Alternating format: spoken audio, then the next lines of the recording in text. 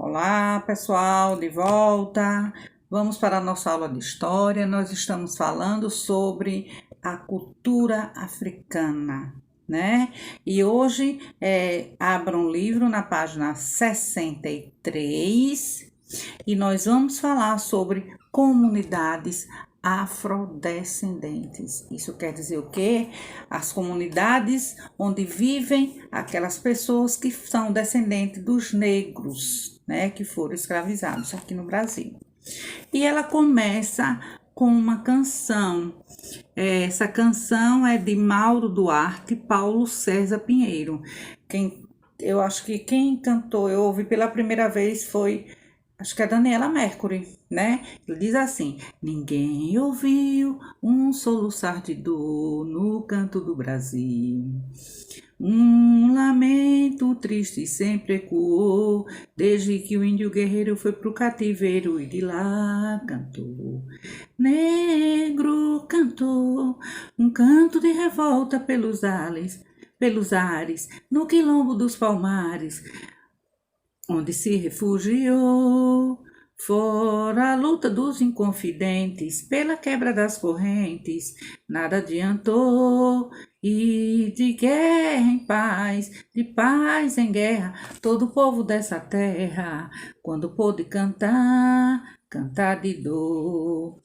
E ecoa a noite de... Eita, pessoal, desafinada sou eu, né não? Vou nem terminar de cantar, que é para vocês não pararem a aula, não é verdade? Porque desafinar sou eu. Eu sei que essa cantiga, né, essa música, ela é muito importante, né? Gente, desculpem, não foi aquela cantora, como é que eu falei, Daniela Mercury, e sim Margarete Menezes, que também são, as duas são baianas, né? Então, não vou nem terminar de cantar essa música, né? Porque eu já vi que eu mesmo tô sentindo horrível, imagine vocês aí. Vamos lá. Abrindo a página agora, 64, né? Um bem que nós temos, além da nossa saúde, é a liberdade, é o direito de ser livre, de poder andar, de ir e vir, né? Para onde a gente quiser, sair e voltar quando a gente quiser ou quando a gente tiver vontade.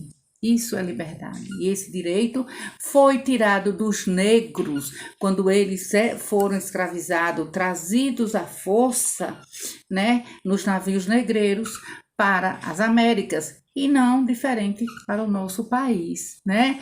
Desde que o nosso país ele começou a ser colonizado, primeiramente foram escravizados os indígenas e depois escravizados os negros, né? Os negros eram como se fosse mercadoria, vendidos, né, por quinquilharias lá na África, e quando chegavam aqui, essas pessoas vendiam os escravos por dinheiro.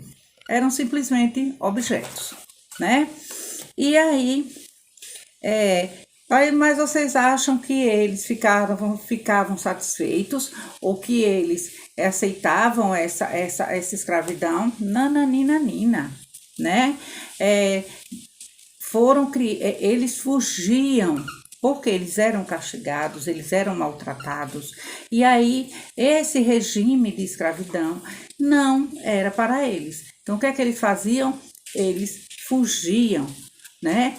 Mas geralmente também, depois dessa fuga, eles eram capturados pelos capitães do mato, devolvidos aos seus donos, e aí sofria castigos ainda maiores, certo? Então, eles fugiam, e geralmente eles fugiam para a floresta, né? E esses lugares, depois que eles fugiam, o que é que eles faziam? Eles se fechavam e formavam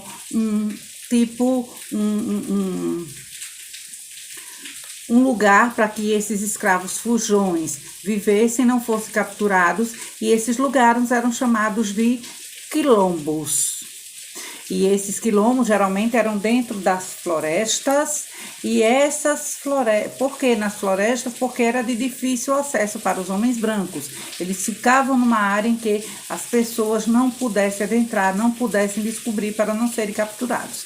E esses quilombos, muitos deles foram famosos. E eles começaram a existir desde que a escravidão dos negros começou também a existir no Brasil.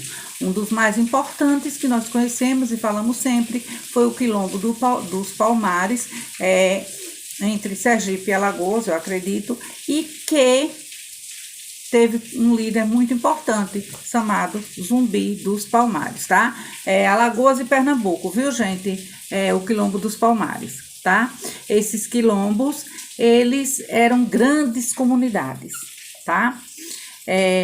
E esses quilombos, eles não demoraram muito a surgir, não. Desde 1630 até a abolição da escravatura em 1888, esses quilombos, eles começaram a surgir dentro do Brasil, né? Ou seja, desde o começo da escravidão, certo? Os quilombos sempre foram perseguidos pelos donos de fazenda. Por quê? Toda vez que descobriam que existia um quilombo em determinado lugar, eles iam lá e acabavam com o quilombo, né? A vida no quilombo não era fácil, mas o pior era viver nas grandes fazendas de café, tá? Mas eles viviam de quê? Da agricultura, né? Recebiam apoio de escravos que não conseguiam fugir e dos comerciantes que vendiam utensílios para a própria sobrevivência. Então, eles tiveram a ajuda de muitas pessoas. Ainda hoje, existem essas comunidades remanescentes desses quilombos, que são as comunidades quilombolas. Eu acho que vocês já devem ter ouvido falar sobre isso, né? Que mantém todas as tradições, organização social e a vivência são baseadas na resistência à escravidão. Tá? Apenas em 1988 é que foi dada a essas comunidades a propriedade das terras que ocupam. Além disso, elas foram tombadas como lembranças históricas dos quilombos. Isso em 1988, porque foi quando foi promulgada a Constituição brasileira, que vale até os dias de hoje. Então, eles conseguiram ter a posse da terra, assim como os indígenas, né? Também, certo? Então, foi um povo sofrido, e a gente observa que em pleno século XXI, todos os dias aí na TV, a gente vê o preconceito por causa da cor, né? As pessoas sendo mortas, as pessoas sendo humilhadas porque são negras, né, pretas, certo? Então, isso não tem que existir. Todos nós somos iguais em direito de deveres. A gente não pode dizer que nós somos iguais, né? Nós temos os mesmos direitos e também temos os mesmos deveres. Portanto, preconceito, nada, não existe. Preconceito não está com nada. Vamos olhar para o preto, para o negro, como nós olhamos para uma pessoa branca, né? Afinal de contas, o nosso país é um país miscigenado, misturado de muitas raças. Por que esse preconceito todo, essa violência toda contra o preto?